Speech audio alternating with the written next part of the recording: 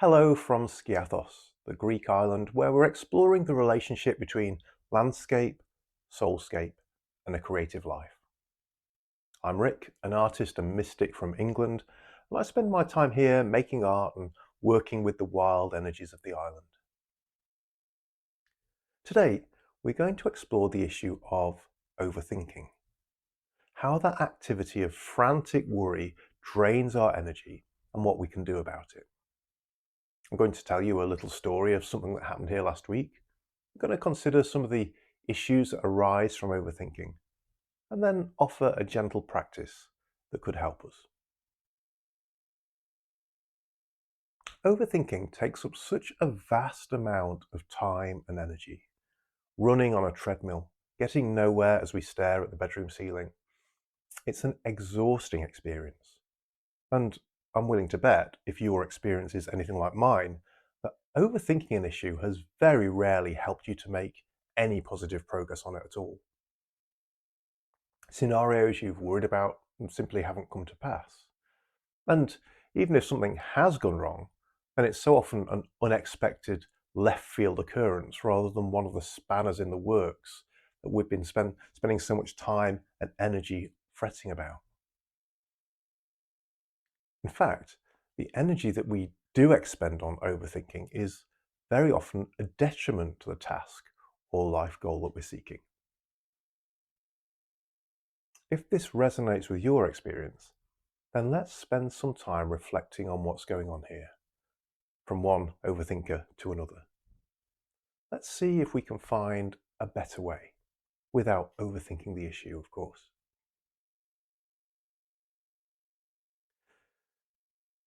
I received some words of wisdom about this just last week that have really stuck with me.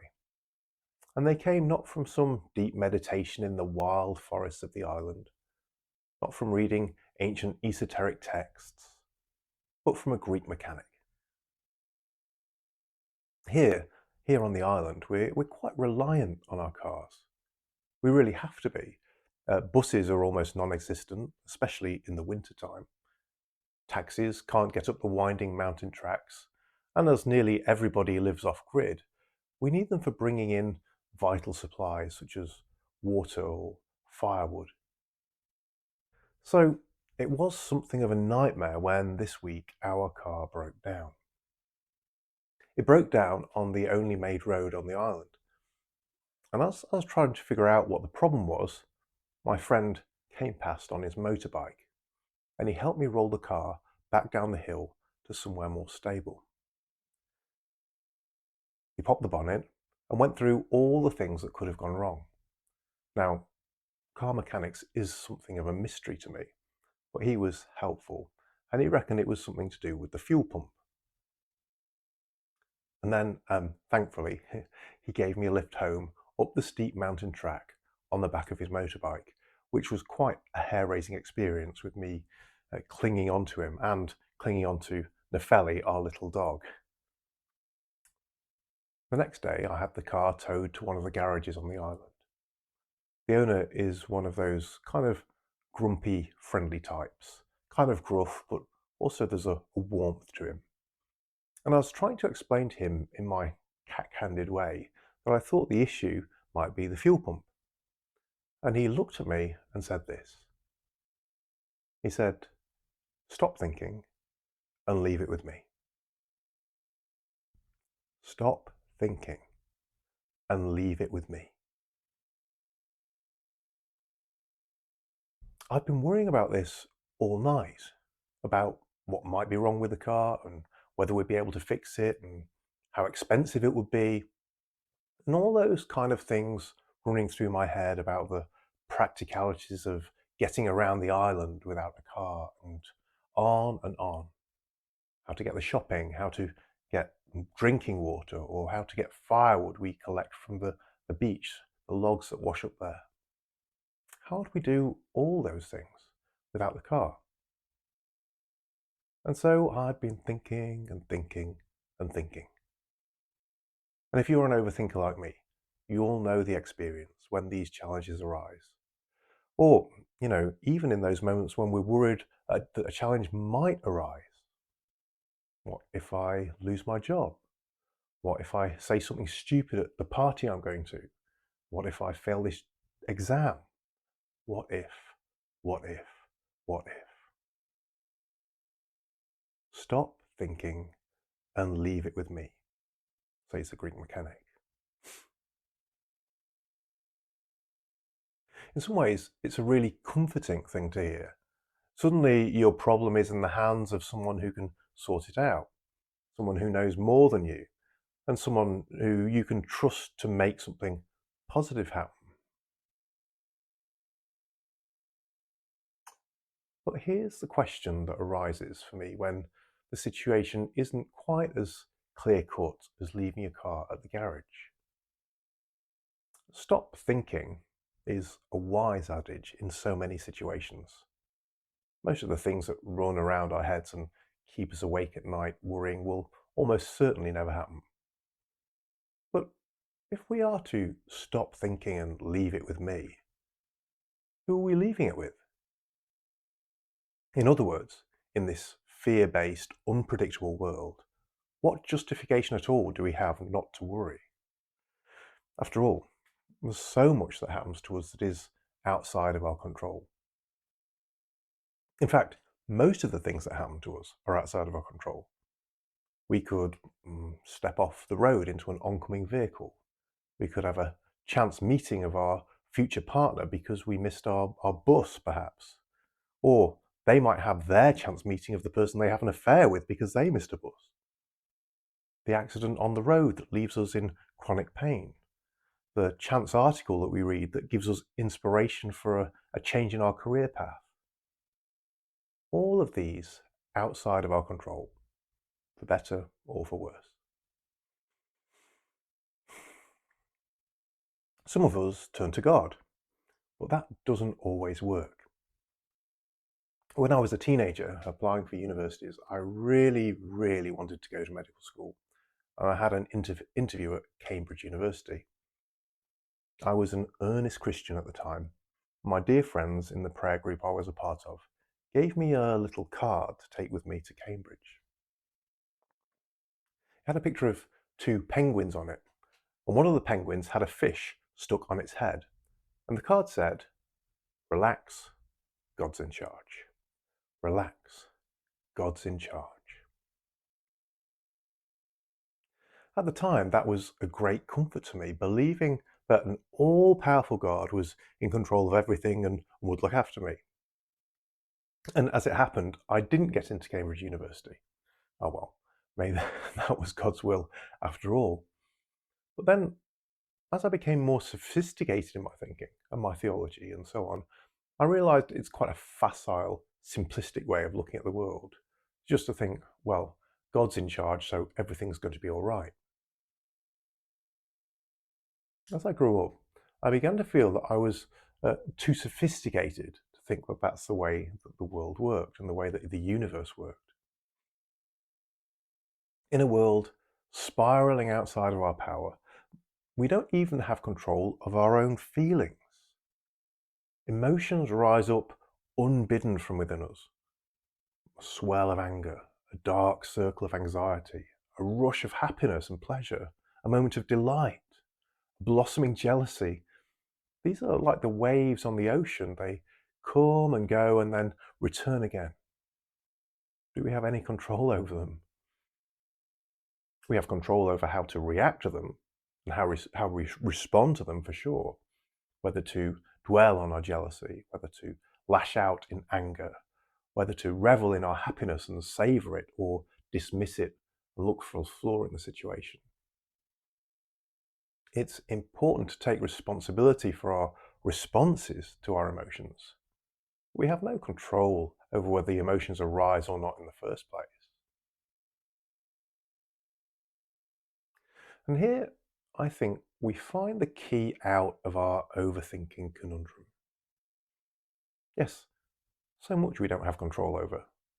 So much outside of our power. Even the answer to the question of whether God is in charge or not is outside of our control. Whichever answer we would prefer to be true. What we do have power and control over is where we choose to put our attention. Where we choose to put our attention. And ultimately, regardless of whether or not there is an extra dimensional being in charge of everything, one thing we can be in charge of is our own energy. So, a surge of jealousy and sense of injustice wells up inside of us when we're passed over for a promotion as someone less qualified than us gets a job. Those circumstances are outside of our control. That feeling of burning indignation swells up unbidden. But we can choose where to put our attention and our energy. We can choose to nurture the grudge, to spend our evening grumbling at how unfair the situation is. And the situation may well be very unfair. The more we pour our energy into it, the more the fire burns. How much good does that do us? How much life does it bring? I would suggest very little. And whilst we're pouring our energy into a bottomless pit of resentment, we have no vigour and light left to direct towards the aspects of our lives that do show promise of growing into something full, life-giving, and creative.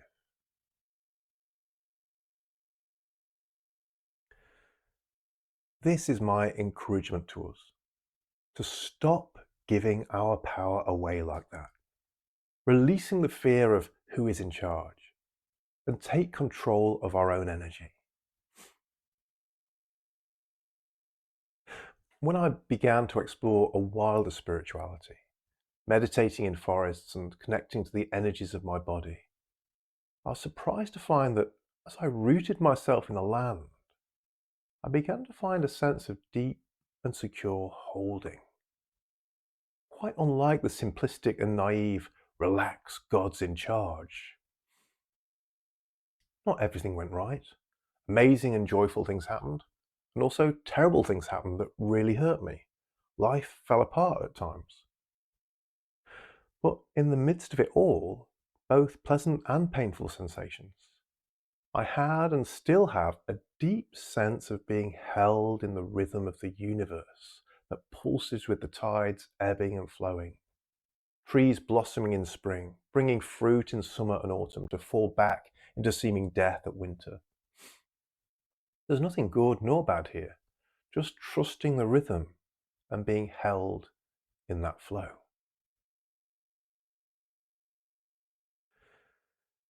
When we find our way to accepting that rhythm in our lives, even simply the rise and fall of our mood over time, some days we just wake up and feel crummy, and that's okay.